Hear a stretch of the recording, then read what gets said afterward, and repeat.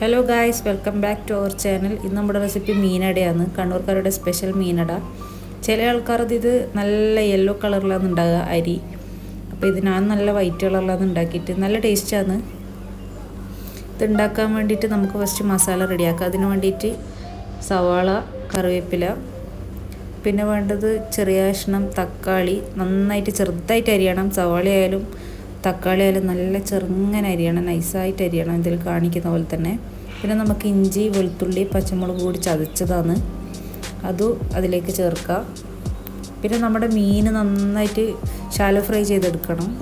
അത് നല്ല ഫ്രൈ ആക്കിയിട്ട് എടുത്തതിന് ശേഷം അത് ചെറുതായിട്ട് അതിൻ്റെ മുള്ളൊക്കെ കളഞ്ഞിട്ട് യൂസ് ചെയ്യണം.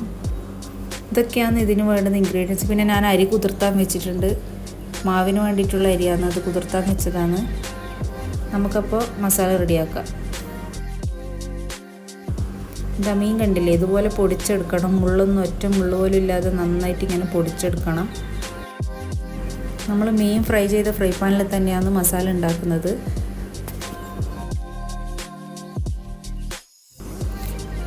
ഉള്ളി നന്നായിട്ട് വാടാൻ വേണ്ടിയിട്ടാണ് നമ്മൾ കുറച്ച് ഉപ്പ് ചേർക്കുന്നത്. നന്നായിട്ട് വാടി വരുന്ന സമയത്തെ തക്കാളിയും ഇഞ്ചി വെളുത്തുള്ളി പേസ്റ്റൊക്കെ ചേർക്കാൻ പാടുള്ളൂ.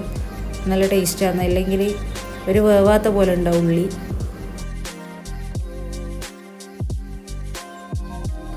ഉള്ളി വാടി വരുന്ന സമയത്തേക്ക് ഉള്ളിലേക്ക് ചെറിയൊരു ചമ്മന്തി ചേർക്കാനുണ്ട്. ആ ചമ്മന്തിക്കുള്ള റെസിപ്പിയാണ്.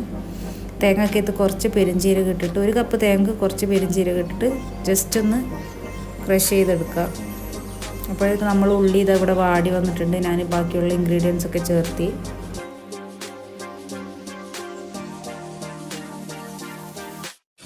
ഇനി അടച്ചു വെച്ച് കുറച്ച് സമയം വേവിക്കാം. ഇത് നന്നായിട്ട് വാടി വന്നിട്ടുണ്ട്. ഇനി മസാലകൾ ചേർക്കുക. കുറച്ച് മഞ്ഞൾപ്പൊടി, കുറച്ച് ഗരം മസാല, പിന്നെ നമ്മൾ നേരത്തെ ഒതുക്കി വെച്ച തേങ്ങ പെരുംജീരകം ഇട്ടിട്ട് ഒതുക്കി വെച്ച തേങ്ങ, അതും കൂടി ഇട്ട് നന്നായിട്ട് മിക്സ് ചെയ്യാം.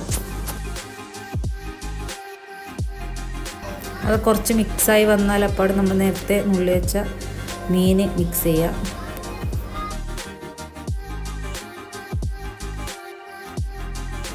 നന്നായിട്ട് മിക്സ് ചെയ്യണം. ഉള്ളിയും മീനും ഒക്കെ നന്നായിട്ട് പിടിച്ച് നല്ലോണം മിക്സ് ചെയ്യണം. ലാസ്റ്റ് നമുക്ക് കുറച്ച് മല്ലിയില വിതറി കൊടുക്കാം. ഇതാ നമ്മുടെ ഫിഷിൻ്റെ മസാല റെഡിയായി. ഇനി നമുക്ക് അരി റെഡിയാക്കാം. അരി റെഡിയാക്കാൻ വേണ്ടി കുറച്ച് തേങ്ങ, അതിലേക്ക് ഉള്ളി, പെരുംജീരകം ഇട്ട് കുറച്ച് വെള്ളവും ചേർത്ത് മിക്സിയിൽ അരച്ചൊന്നെടുക്കുക.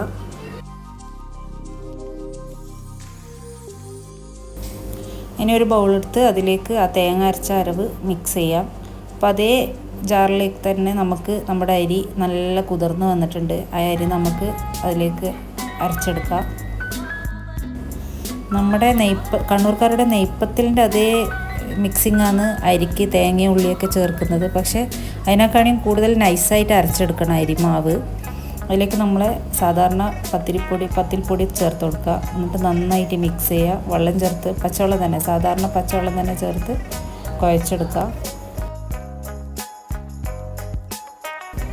ഇപ്പോൾ അരിയും റെഡിയായി, മസാലയും റെഡിയായി. അപ്പോൾ നമുക്ക് അട ഉണ്ടാക്കാൻ വേണ്ടി ഇതുപോലെ റൗണ്ട് ഷേപ്പിൽ സാധാരണ പത്തിരി ഇടുന്ന പോലെ പരത്തി അതിലേക്ക് നമ്മൾ മസാല ചേർത്ത് നന്നായിട്ട് മസാല പരത്തി പിടിപ്പിക്കുക.